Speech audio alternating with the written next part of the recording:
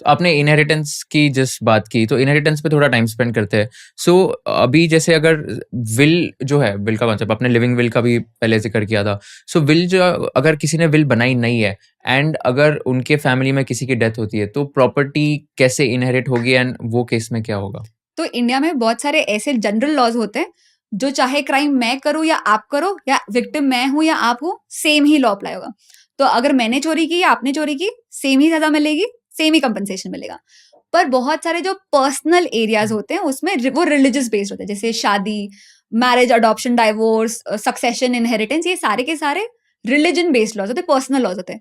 तो depending on आप किस रिलीजन के हो उस हिसाब से चेंज होगा।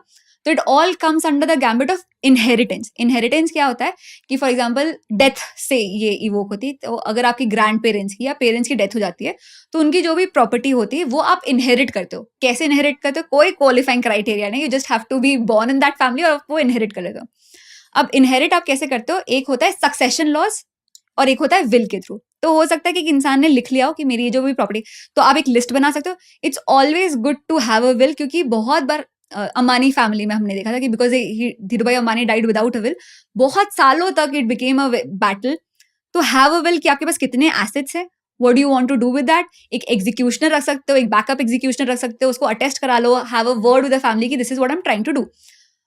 तो that is inheritance and will वाला concept. If somebody dies early without predicting it, तो सक्सेशन लॉज फिर फॉलो किए जाते हैं। तो सक्सेशन लॉज में सिंपल सिस्टम होता है, जैसे क्लास 1 हो गए तो जो इमीडिएट बेटा बेटी बीवी जो भी होंगे उनको इतना इनहेरिट होगा। अगर किसी का फादर एग्जिस्ट नहीं करते, सीधा सन है, तो वैसे होगा।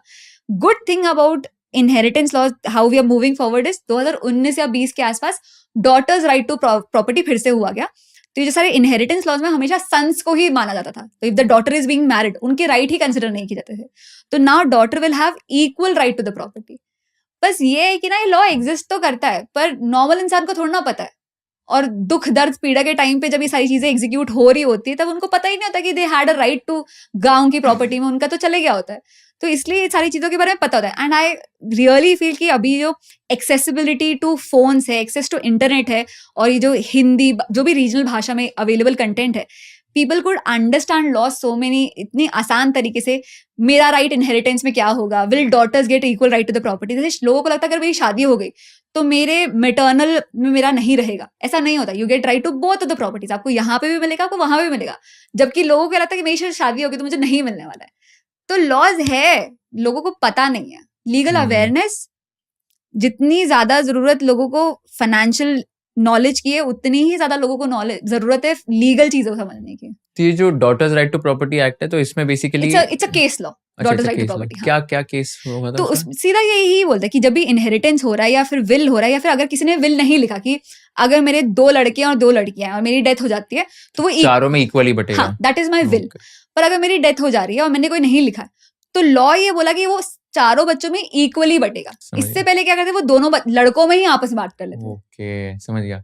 एंड इसमें अगर विल बनानी है तो लाइक कैसे, लाइक सिंपल वे में कोई विल कैसे बना सकता है? एकदम सिंपल है। कुछ एक ब्लैंक पेपर में आप लिख सकते हो आपके पास कितने, आपके पास गाड़ी, घड़ी, बंगला, क्या क्या चीजें, जो भी चांदी वांदी, सब आप लिख सकते हो। आप बता सकते हो कि आपको कैसा चाहिए डिस्ट्रीब्यूशन। आप इक्वल डिस्ट्रीब्यूशन जैसी चीजें, हाफ, 1/3, 1/4 ये भी लिख सकते हो।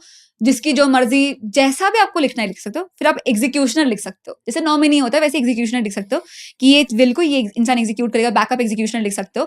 फैमिली जो भी लॉयर है उनसे आप हर चीज में फैमिली लॉयर की सलाह लीजिए कि कैसे करनी है सारी चीज, एक्सपर्ट की सलाह लेने का आगे के पछड़ों से बचने के लिए। एंड देन गो एंड उसको अटेस्ट करवा लीजिए कि ये जो विल है ये आप ही के डेट वेट के साथ अटेस्ट करा लीजिए कि ये बाइंडिंग हो जाएगा। That's it. Is hand written will valid in India? अच्छा, लिख सकते हैं मतलब। आपको बस अटेस्ट कराना होता है ये बताने के लिए कि सही है। यू शुड बी लिविंग, आप मेंटली साउंड होने चाहिए, ये सारी चीजें। But a hand written will is as valid. Okay, and what is the difference between a will and a nomination?